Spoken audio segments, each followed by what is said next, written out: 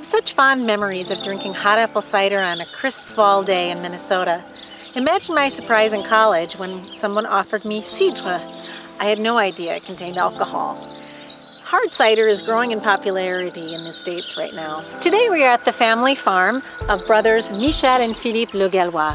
They are the 7th generation to work this land, located just 1 kilometer from Omaha Beach. You probably know Omaha Beach from its famous June 6th landing in 1944. Whether you have a favorite cider or you've never given it a try, we have a lot to learn from the Le Gallois brothers, including how to pair your cider with your favorite meal. And you may be familiar with cider, but less familiar with Calvados. It's becoming more and more popular as you can learn how to use it in cocktails as well. Something I'd never heard of is a combination of the two, le pommeau. So we have a lot to learn. On y va!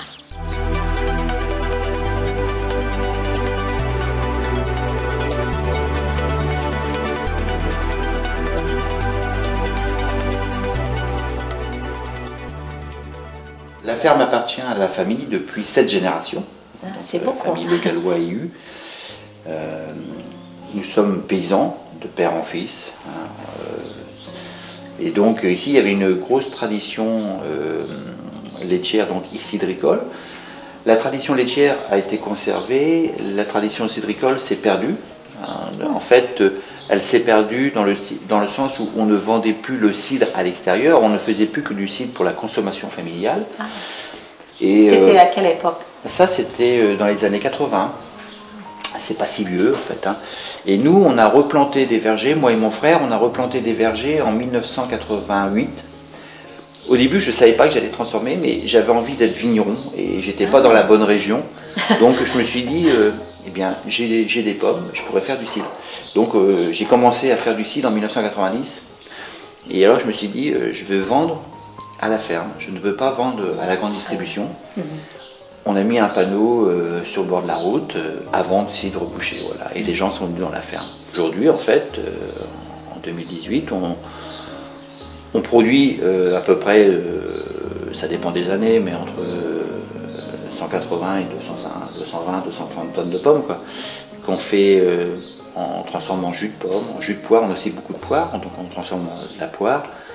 On fait des cidres de fermentation naturelle, mais on fait plusieurs cuvées. On fait des cidres bruts, des cidres avec un accès plutôt bord de mer, donc avec une légère acidité pour accompagner des poissons. On a toujours voulu travailler le cidre comme une boisson qui accompagne un repas, au même titre que les vins, si vous voulez.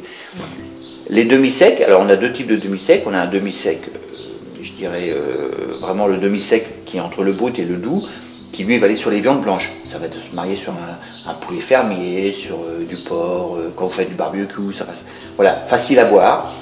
La cuvée Louise est plutôt pour les desserts. Alors, comme elle est une légère note animale, elle se marie bien aussi avec le camembert. Un vrai camembert au lait cru, en fait. Mais vous avez 2 autres, le pommeau Ouais. et le calvados. Les Américains connaissent un tout petit peu le calvados, mais est-ce que vous pouvez expliquer la différence entre les 3 et...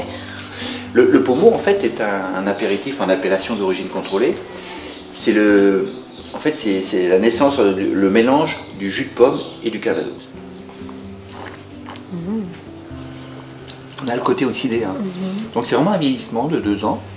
Donc en fait, l'intérêt de le faire dans des fûts âgés, c'est qu'en fait, on n'a pas le côté boisé des tanins.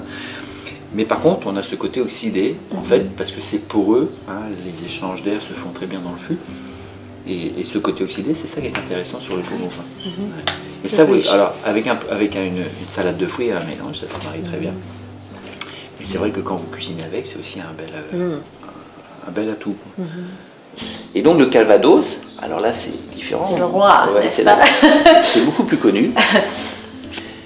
Le vieillissement étant assez faible, on le fait dans des barriques âgées pour pas que le tanin marque de trop le calvados.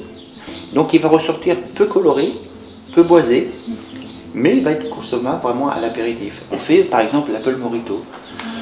On met du citron vert, des feuilles de menthe, un peu de sucre de canne, on met 4 centilitres de calvados, on macère, et ensuite on rajoute une boisson pour enfants qui s'appelle le Canada Dry, qui est du Oui. ginger, et c'est super bon, avec une feuille de menthe. Et vous voyez, ça c'est des cocktails que l'on fait avec des jeunes Calvados, et ça se marie très bien. Après, sur la ferme, nous avons aussi le hordage. Alors le hordage, c'est un Calvados qui a 6 ans. On va être sur un produit qui va être beaucoup plus boisé, plus structuré. Ça, c'est un Calvados qui va être bu en fin de repas, vraiment digestif. Après, nous avons le plus vieux de la ferme, qui est à 10 ans. Et donc, c'est un Calvados qui est tout en rondeur. Et donc, ces 3 types de Calvados nous permettent, comme ça, quand on fait goûter aux gens, on explique qu'en fait, on consomme un Calvados pour se faire plaisir. On ne va pas consommer toujours le même n'importe où. Et voilà, il faut varier pour avoir du plaisir. On fait de la moutarde Oui. aux pommes? Au pommeau, à la pomme et au Calvados. Ok. Le Calvados, ça fait une moutarde qui était puissante. Ah oui, Pommeau j'imagine. et à la Hein. pomme, c'est tout en rondeur.